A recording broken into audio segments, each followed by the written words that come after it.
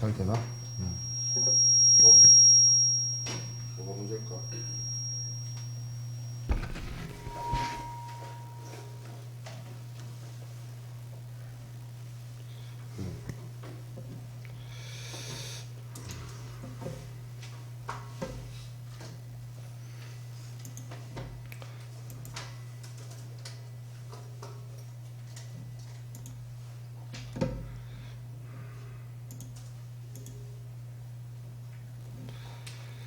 자, 지난 시간에 이어서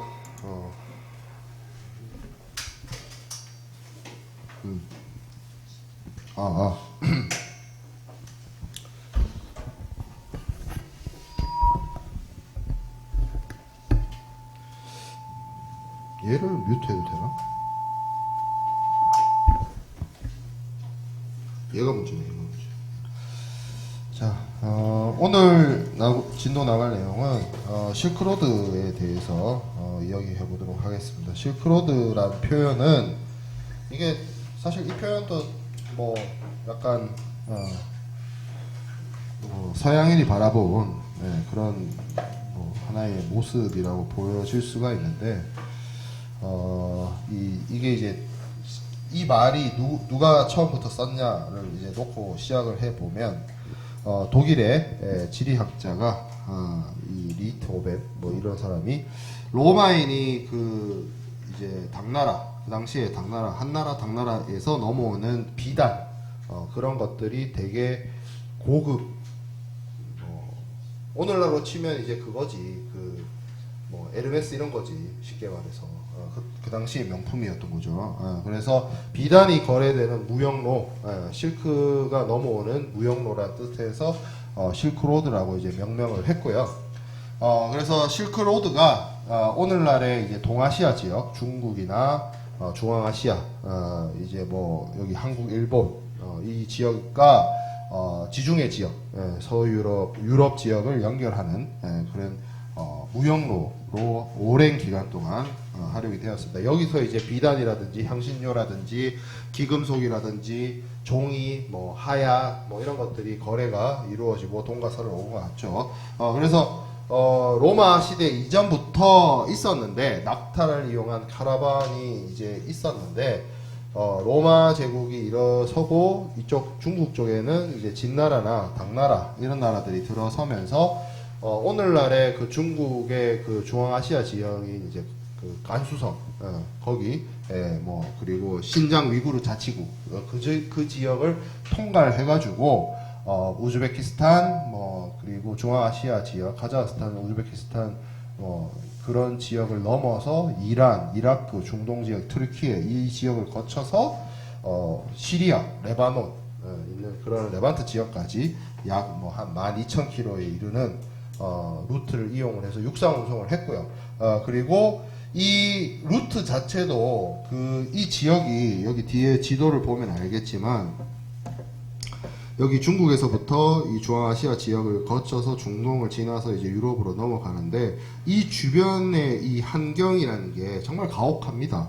여기 히말라야 산맥이 있죠. 여기 전부 다 뭐 8,000m가 넘는 고산 지역이죠. 티베트 거의 뭐 해발 고도가 3,000, 4,000 이렇게 되는 고산 지역이고 사막이 있고요. 여기 보면 텐산 산맥이라고 있는데 이것도 히말라야 산맥이나 티베트 고원 못지않게 엄청난 고산지대예요. 그래서 요 사막을 돌던지 뭐 분지 지형을 돌던지 해서 넘어가게 되면 또 계속 사막이에요. 사막. 여기 이쪽도 사막 지역이고 이쪽도 사막 지역이고 이런 험난한 지형에 따라서 이 위로 가느냐 밑으로 가느냐 뭐 이런 것들에 따라서 루트가 세분화되어지긴 합니다. 그렇지만 결국에는 이쪽 동아시아 지역에서 이쪽 중동 유럽 지역으로 오고 가는 루트 역할을 했다는 거죠. 그리고 이게 이제 기본적인 실크로드의 사막길이라고 볼 수 있고 초원길이라고 있어요. 초원길은 이 위로 가는 거. 여기 위로 바이칼 호수 쪽으로 위로 가는 거. 그리고 바닷길도 있었습니다. 바닷길은 이 밑으로 지나가는 거를 이제 바닷길이라고 했는데 바닷길은 뭐 따로 한번 얘기를 하겠지만 계절풍을 이용한 항해수를 이용을 해서 이집트 메소포타미아 우리 첫 주에 공부했던 그 지역에서 그 계절풍을 이용을 해서 이쪽 인도 서쪽으로 오고 인도 서쪽에서 동남아시아 말라카 해협을 지나서 지금 중국 그리고 중국 남부 지역 남중국해를 지나서 신라 그러니까 뭐 통일신라까지 연결이 되는 그런 루트가 바닷길이었어요. 그래서 여러분들이 아마 중고등학교 역사 시간에 이 실크로드에 대해서 여러 가지 정보들이나 이런 것들을 많이 배웠을 거라고 생각이 듭니다. 그래서 이 시기에 굉장히 무역을 원활하게 함으로 인해서 동양의 뭐 어떤 여러 가지 물건들이 서양으로 넘어가고 서양의 물건들이 동양으로 넘어오면서 여러 가지 교류들이 많이 이루어졌다라는 점을 알 수가 있죠. 자, 그리고 몇 군데 여기 이제 좀 지역적으로 좀 살펴볼게요. 이 중에서 페르시아 지역을 한번 살펴볼 수가 있습니다. 조금 그러니까 실크로드가 주로 활성화된 시기보다는 살짝 앞으로 갈 수밖에 없는데, 요 페르시아 지역에서 여러분들이 그 유명한 알렉산드로스 대왕이 그 페르시아를 정복하기도 했고, 알렉산드로스 대왕이 죽고 나서 쪼개져서 각자 그 제후 국가로 다스려지다가 뭐 사라지고 뭐 했었죠. 그런 다음에 그 시기 이후에 이제 사산조 페르시아라고 하는 왕조가 이 지역을 다스리게 됩니다. 그래서 이슬람 종교가 태동하기 이전 시기에 요 지역에서 사산 왕조가 중앙 집권적 그 국가 체계를 유지를 했는데, 이 사산 왕조 시기에 이 동양과 서양을 연결하는 낙타를 이용한 육상 교육이 많이 활달하게 되어 있었어요. 그러니까 지난 시간에 제가 그 무역을 하는 여러 가지 수단으로서 선박을 이용하는 것을 얘기를 했는데, 이 시기에는 굉장히 이 낙타라고 하는 수단이 굉장히 중요한 운송 수단으로 사용이 됩니다. 물론 우리 한국에서는 주로 노새나 말 이런 것들을 그 이용을 해서 육상 운송을 했는데, 낙타가 이게 말보다 좋은 점이 무게를 더 많이 들어요. 혹시 낙타를 좀 가까이서 구경해 본 적 있어요? 혹시? 없어요. 무서워서 안 갔어, 나는. 저 멀리서만 지켜봤어. 동물원이나 이런 데서. 그리고 왜 언제 여러분들 어렸을 때 같은데 왜 메르스 무슨 뭐 낙타 타면 뭐 무슨 뭐 대역죄인 되는 것처럼 메르스가 한번 크게 유행한 적이 있었죠. 근데 그 메르스도 사실 코로나에 비하면 뭐 세 발의 피야 아무것도 아니었어. 그죠? 예, 그 메르스의 매개체가 뭐 낙타다 해가지고 엄청 뭐 문제가 되어 있었는데, 뭐 두바이나 이런 쪽으로 중동으로 가면 여러분들이 낙타를 탈 수 있는 그런 관광 상품들이 많이 있으니까 혹시 그런 거 이용해 보거나 경험이 있을 수 있는데, 일단 낙타가 말보다 크기도 크고 운반할 수 있는 양의 짐이 달라요. 사이즈가. 그리고 말은 이게 풀이나 식량, 음료 이런 뭐 물이라고 하지? 이거를 공부를 못하면 말이 이게 달리지를 못하는데, 낙타의 경우에는 사막에서 오랜 기간 그런 것들이 없어도 얘가 잘 운반할 수 있기 때문에 이 지역을 운반하는 운송 수단으로서는 가장 적합을 했죠. 그래서 낙타를 이용을 해서 많이 운송을 했고, 여기 두 번째 줄에 보면 카나트라는 게 있습니다. 카나트라고 있는 게 일종의 간개수로라고 하는 건데, 이게 이제 중동 지역이나 이런 건조 기후의 지역에서 농사를 짓는데 사용되는 수단으로서 사용이 되었습니다. 그러니까 이게 계속 연장선인데, 요 시기 고대 시기에는 농사 지어서 사람이 생활을 하고 그 생활된 그 어떤 그 민족이나 어떤 국가가 잉여 생산물들을 교역을 통해서 교환을 하는 그런 수준의 기본적인 농업과 기본적인 산업의 전부였어요. 그래서 이 페르시아 지역에서는 농사를 어떤 방식으로 지었냐? 사막 기후잖아. 그럼 어떻게 했느냐? 카나트라는 간개수로를 만들었다는 거죠. 이용하는 방식은 이겁니다. 여기 보면 왼쪽 위에 밑에 그 아디다스 삼색선처럼 이렇게 줄이 가잖아요. 이게 지하수예요. 지하수가 이렇게 흐르는 거야, 산속으로. 근데 이거를 수직으로 파는 게 아니고, 이게 밑으로 파는 게 아니고 이렇게 뚫는 거야. 이렇게 뚫어서 연결을 하는 거죠. 그러니까 산악 지역의 지하수를 이 파이프, 인공적인 그 수로를 만들어내 가지고 이쪽 그 농사 짓는 지역으로 끌어서 물을 사용하는 간개 수로를 사용을 했다는 거죠. 지하수를 탐지를 해가지고 물을 이 먼 거리에서 사용할 수 있게 만드는 그런 것들이 가능을 했고, 이 지역에서 이 건조한 기후에서 농사를 지을 수가 있었다는 거죠. 자, 그리고 페르시아 지역, 그러니까 오늘날의 이란 지역은 사산조 페르시아가 들어왔었고, 오늘날의 인도 지역은 알렉산드로스 군대가 철수한 이후에 마우리아 왕조라는 왕조가 만들어졌습니다. 그리고 여기서도 농업이 중요했겠죠.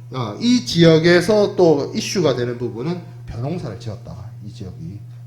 물론 기록적으로 유물적으로 보면 한반도에서는 이거보다 더 오랜 기간 동안 오래 전부터 벼농사를 지었다라는 유물이 있어요. 하지만 인도 지역이 지금 기후적으로나 보면 벼농사 짓기에 굉장히 좋죠. 그래서 인도에서는 벼농사, 계피, 뭐 향신료, 후추 이런 것들이 농업이 이루어졌고, 면화, 오늘날의 그 면화 뭐 이런 것들도 많이 이루어졌고, 그리고 인도는 딱 보면 인도양을 한가운데로 두고 있죠. 그래서 인도를 기준으로 서쪽은 여러분들이 지난 시간에 우리가 공부했던 메소포타미아 지역, 중동 지역으로 이어지고, 오른쪽은 동남아 지역으로 이어집니다. 그래서 그 중간에서 해상무역을 통해서 여러 가지 중간 중개무역, 소위 말하는 여러분들이 중동과 동남아 혹은 이제 극동아시아와 유럽을 연결하는 중개무역의 기착지자 중개지로서 역할을 수행을 했다는 점입니다. 그리고 인도에도 이 시기에도 로마의 금화를 본떠서 금화가 사용이 되었다는 거죠.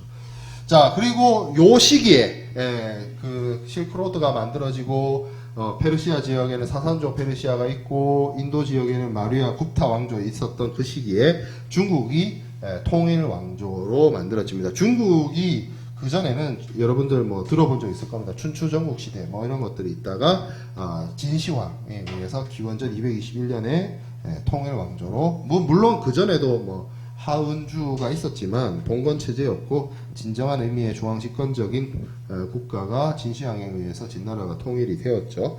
그리고 뭐 진나라 이후에 뭐 한나라가 들어오고 뭐 이런 것들, 뭐 이 정도는 여러분들 뭐 거의 다 세계사 시간이나 국사 시간에 배웠을 거라고 생각이 듭니다.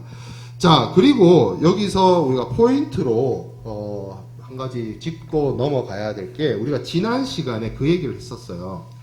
이제 상업을 하는 데 있어서 물물 교환하는 걸로는 한계가 있다. 그래서 어떤 금화나 화폐를 이용을 해야 된다. 그래서 이제 은을 주조하는 것들이 나왔는데, 이 중국은 좀 다른 형태로 화폐 경제가 발달을 합니다. 그러니까 메소포타미아는 뭘 썼어요? 금화, 은화, 로마도 금화, 은화 이런 걸 썼었거든요. 근데 중국의 화폐는 좀 다른 형태를 띄어요. 그러니까 중국은 금이나 은으로 화폐를 만들지 않고 그냥 그 중앙 집권적인 황제의 건의로서 어떻게 보면 동전을, 말 그대로 금속을 이용해서 동전을 만들었죠. 그래서 금과 이런 거지. 페르시아나 로마는 꼭 그 로마나 페르시아가 어떤 건의를 부여했다기보다는 화폐 자체가 금이나 은으로 만들었으니까 그 금이나 은으로서의 가치가 있는 거잖아요. 꼭 그 나라가 망해도 그건 금은 금이고 은은 은이니까. 근데 중국은 어떤 방식이었냐면 금이나 은으로 화폐를 만드는 게 아니고 뭘 만들었냐면 국가의 공권력과 국가의 권력으로 그냥 화폐를 만드는 거야. 그러니까 국가가 그 화폐에다가 권위를 부여해버리는 거예요. 오늘날의 화폐가 그렇죠. 오늘날의 화폐 사실 뭐 세종대왕 그려져 있고 신사임당 그려져 있지만 그냥 종이일 뿐이잖아. 별로 뭐 코풀 때도 못 쓰고 화장실에서도 못 쓰는 퀄리티 낮잖아. 빡빡해가지고.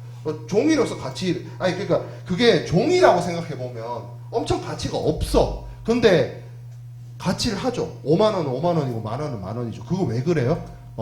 한국은행 만들어서 한국은행이 만들기는 만들었지. 조폐공사가 만들었지. 하지만 뭐예요? 대한민국이란 나라가 있고 대한민국의 법정 통화로서 대한민국이 그 화폐의 그 가치와 신용도와 이런 거에 대해서 권위를 부여해 주는 거잖아. 근데 이 시기에는 그런 메커니즘이 이 시대를 살아가던 사람들한테 있었냐는 거야. 없었어요, 당연히. 없어. 여러분들 그렇잖아. 내가 이 종이 쪼가리를 들고 은행에 가서 혹은 상점에 가서 이걸 내면 이 종이 화폐와 동일한 가치의 물건을 내가 살 수 있다라는 게 여러분들한테 너무나 당연한 거지만 이 시대를 살던 사람들한테 그게 가능했을까를 한번 생각해 보면 전혀 다른 차원의 문제예요. 그러니까 처음에 어떻게 한 거예요?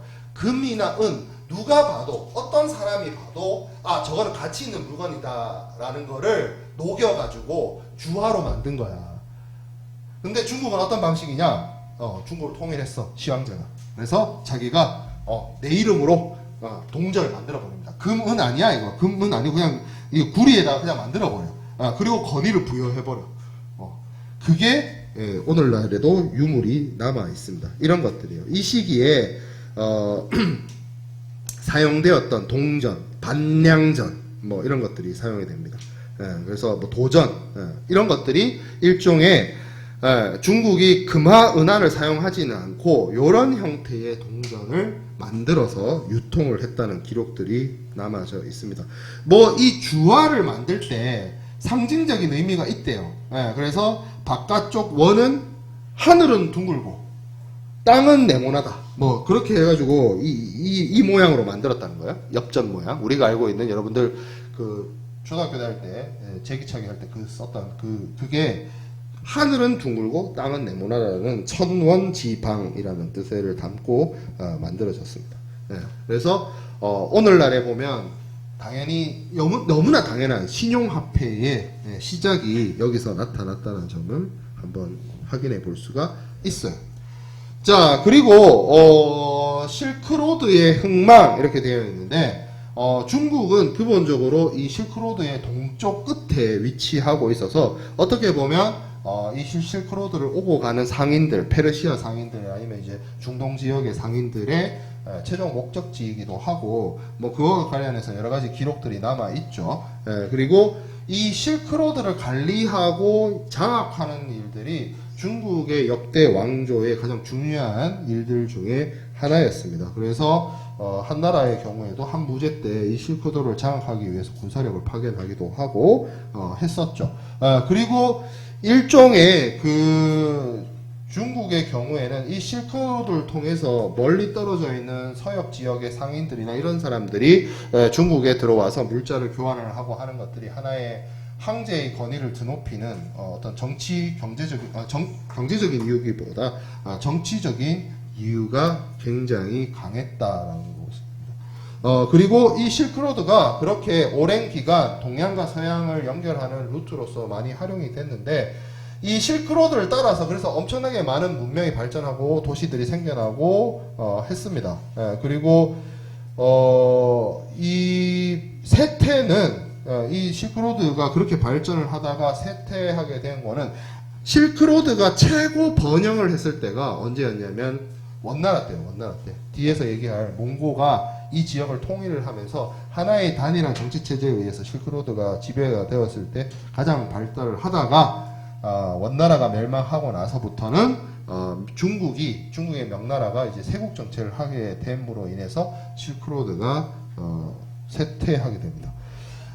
동쪽의 아시아, 그러니까 중국 쪽은 명나라가 이 세국 정책을 하면서 실크로드의 쇠퇴가 시작이 되었고, 서쪽은 이슬람 문명에 의해서 그 콘스탄티노플을 함락되고 난 다음, 그러니까 오늘날의 이스탄불 지역이 이슬람 세력권에 들어가면서부터 그러니까 양쪽 루트의 끝이 이쪽이 우리가 실크로드의 동쪽 끝은 중국이고 서쪽 끝은 거의 중동 튀르키예 지역인데 서쪽 끝은 이슬람에 의해서 그리고 동쪽 끝인 중국은 원나라를 물리친 명나라가 세국 정책을 피면서 대외 무역이나 대외 교역을 줄이거나 제한하거나 규제함으로 인해서 이 실크로드의 쇠퇴가 시작이 되게 됩니다. 자, 그 다음에 계절풍의 이용에 대해서 이야기해 보도록 하겠습니다. 자, 유럽에서 인도를 통해서 아시아 지역으로 해상 무역을 하려면 결국에는 오늘날에도 핫한 여기서 핫하다는 거는 역설적인 말이에요. 예, 홍해를 지나야 됩니다. 수에즈 운하와 홍해, 아덴만 요 지역을 통과를 해야만 지중해 유럽에서 아시아, 남아시아, 극동아시아 지역으로 갈 수가 있죠. 그래서 오늘날에도 여기가 굉장히 무력 분쟁의 이슈가 되는 것처럼 이 주변이 굉장히 핫한 곳인데 예전에도 이 지역은 굉장히 환경적으로 왜냐하면 기후적으로 여기 주변이 다 사막이고 열대 지역이고 매우 건조한 지역이기 때문에 항해하기에도 어려웠고 사람들이 통과하는데도 굉장히 어려운 지역이었습니다. 그래서 되도록이면 위험성을 회피하기 위해서 바다를 통해서 항해를 하지 않고 육상 교역을 하는 경우도 있었어요. 근데 이 지역의 그 문제가 뭐냐면 1년 내내 이 지역이 북풍이 불어요. 북풍. 그래서 쉽게 말해서 바람 자체가 위에서부터 아래쪽으로 그러니까 요 지금 요 지도상에 나와 있는 것처럼 이렇게 바람이 계속 불어요.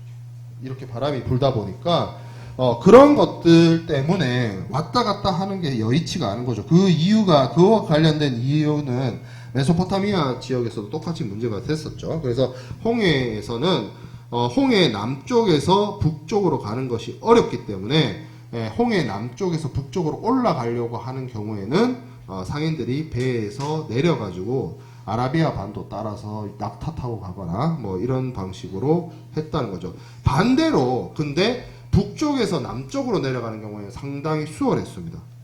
그래서 이쪽을 나오면 주로 이제 요 지역이죠. 요 지역. 여기 요 메소포타미아하고 요 지역은 계속 바람이 요렇게 부는데 요쪽으로 딱 나오면 여기는 날씨에 따라서 계절에 따라서 바람의 방향이 바뀝니다. 그래서 여름에는 남서풍이 불고요. 겨울에는 북동풍이 불어요. 여기를 무역풍 지대라고 합니다. 계절풍. 그래서 요게 그 대륙에 그러니까 바다는 물이고 대륙은 땅이잖아요. 그러니까 물과 흙이 그 온도를 전도하는 온도를 가지고 있는 똑같은 태양열이 내리꽂더라도 그게 이제 여러분들 지구과학 시간에 배웠을 내용인데 어쨌든 이게 온도가 유지되는 그 시간이 달라서 거기에 따라서 기류 현상이 발생하고 바람이 불기 시작을 한다는 거죠. 그래서 여름에는 남서풍이 붑니다. 그 쉽게 말해서 뭐예요? 서쪽에서 동쪽으로 가기 수월해진다는 거죠. 겨울에는 북동풍이 붑니다. 쉽게 말해서 뭐예요? 동쪽에서 서쪽으로 가기 편해진다는 거죠. 그러면 요걸 알면 뭐 하면 돼? 내가 요쪽 아라비아 지역에서 인도로 가려면 언제 출발하면 돼? 여름에 가고. 인도에서 다시 아라비아 지역으로 오려면 겨울에 오면 되고. 이런 식으로 이 바람을 이용하기 시작했다는 거죠. 자, 그래서 이런 지역에서 무역이 가능했다. 이때는 여러분들 당연히 뭐 엔진을 이용해서 배를 가는 게 아니잖아. 무조건 바람과 조류의 힘으로 그 해상 무역을 해야 하는 시기였기 때문에 이런 자연에서 불어오는 바람이나 이런 것들을 주기적으로 관찰을 해서 이런 것들을 활용을 해서 무역을 했다라는 점입니다. 자, 이거가 관련해서 유명한 항해기가 있어요. 이게 이제 에리트레아 항해기라고 알려져 있는데 요 내용을 좀 보면 내용을 한번 읽어볼게요. 이 사람이 일대기 같은 건데 한번 봅시다. 자, 요 책이 일종의 무역 지침서. 왜 여러분들 요즘에 서점에 가도 한 권으로 알아보는 무역 박살내기 뭐 이런 스타일의 책들 있잖아.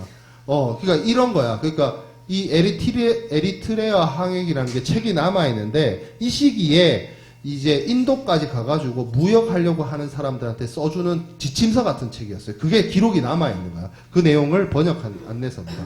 그래서 작성된 시기가 한 서기 30년경. 이 사람은 이집트 사람이었어요. 이집트 사람이었는데 혈통적으로는 그리스계였어요. 그게 왜 그러냐면 그 알렉산드리아 대왕이 그 이집트를 점령하고 이집트가 그 지배 계층이 그리스로 바뀌거든. 그 관련돼서 따라왔던 그리스계 상인이었고 이집트에 살고 있었나 봅니다. 그래서 책이 어떻게 시작되냐면 아까 제가 그 그림에서 보여드렸던 홍해에서 시작을 해요. 그래서 아프리카, 동해안, 뭐 아라비아해, 인도양 순으로 이게 돌고 오고 있습니다. 그래서 시작 자체가 어디냐면 이집트 알렉산드리아예요. 거기서 물건이 모입니다. 지중해 지역의 물건들이 알렉산드리아에 모이죠. 그리고 이제 나일강을 따라서 이동을 하는 거죠.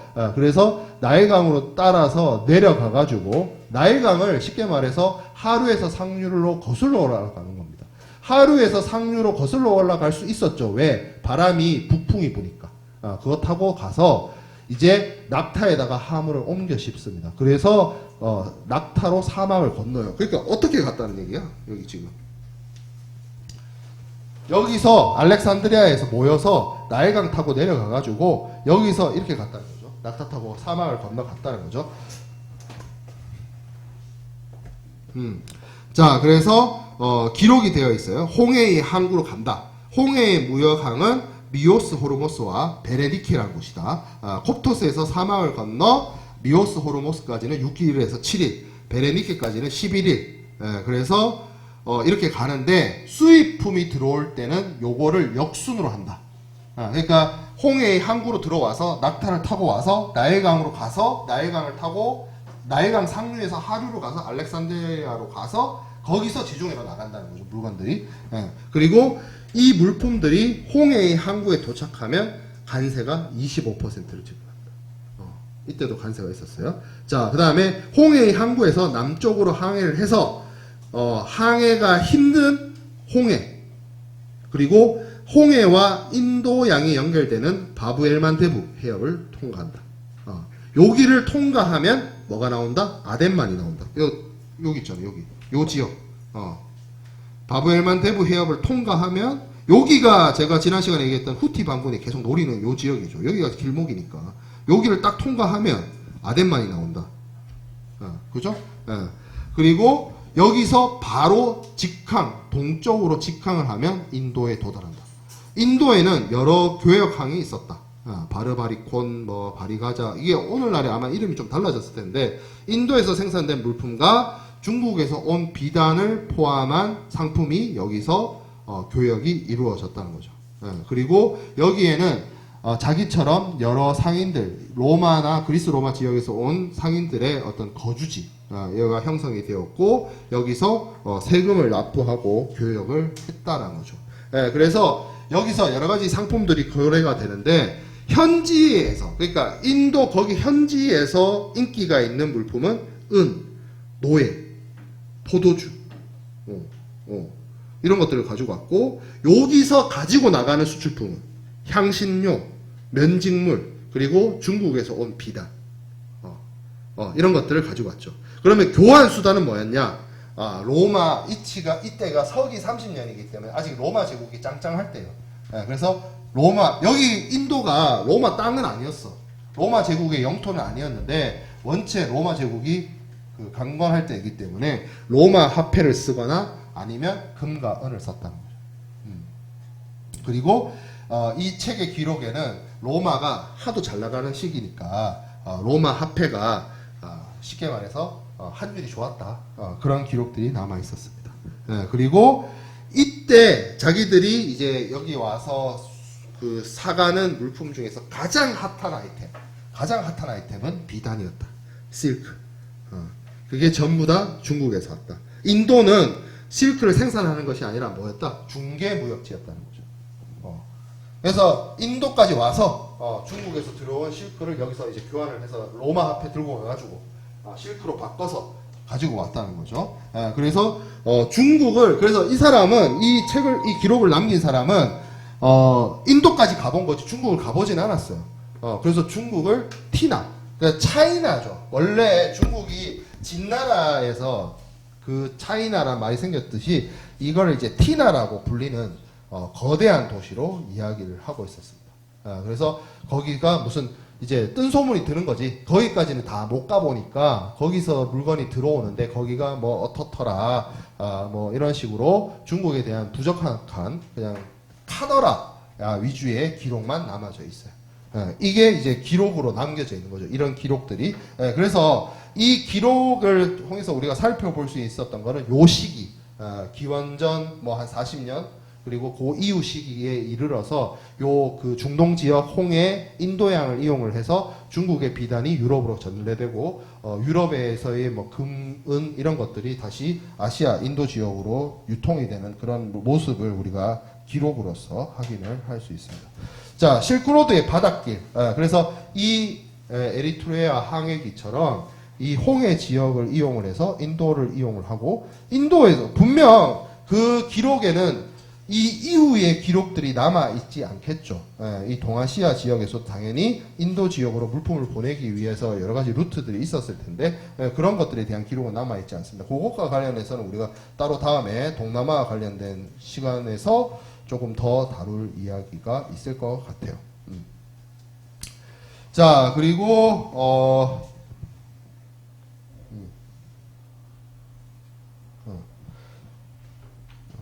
자, 요거. 자, 알렉산드리아, 요 시기에, 알렉산드리아에 남아있는 파피루스 문서에 보면 이런 게 있어요. 향료를 생산하는 나라로 가는 사업을 위한 자금 대출 계약.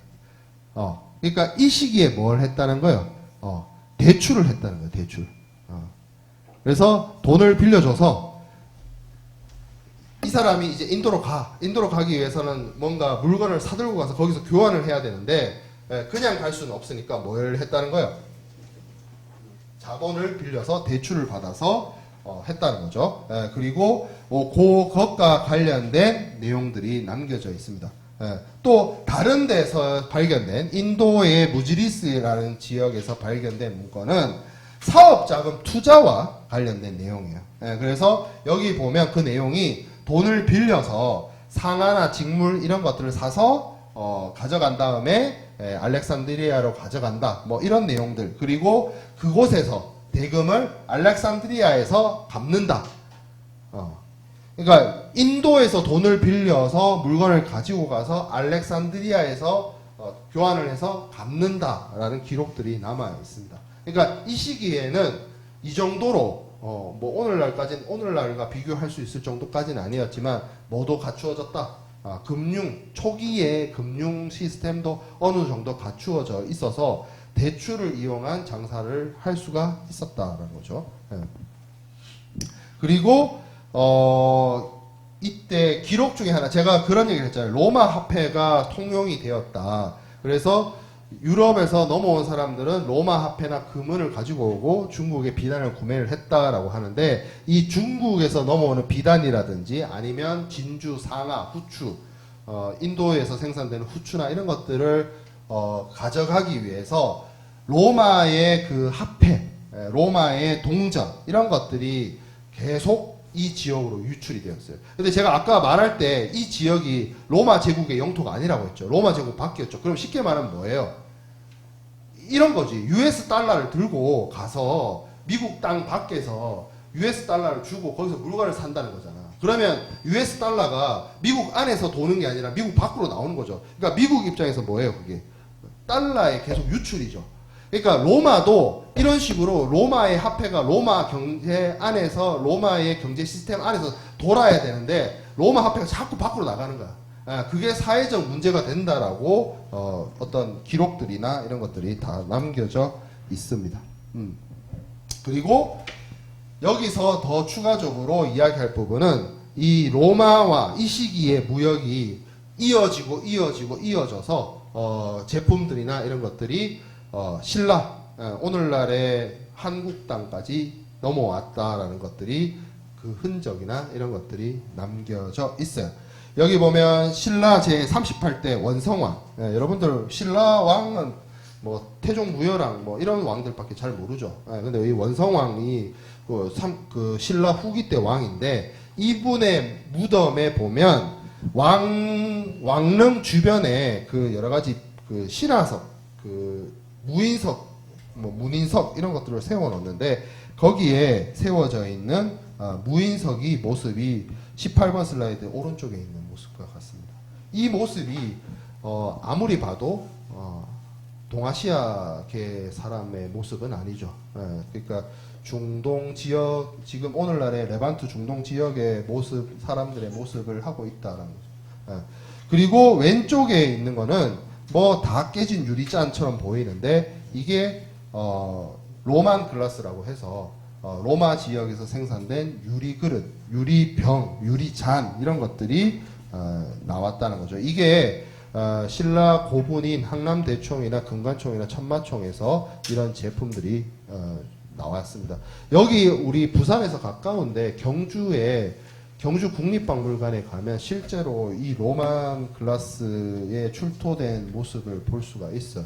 그러니까 왕의 무덤, 왕 또는 사회 지배층의 무덤에 이런 어떤 제품들, 로만 글라스를 묻어서 같이 무덤에 부속물, 부장품으로 이제 같이 장례를 지냈다는 걸 봤을 때 굉장히 가치 있는 물건이라는 뜻이고, 오늘날로 치면 에르메스 그릇이지 뭐.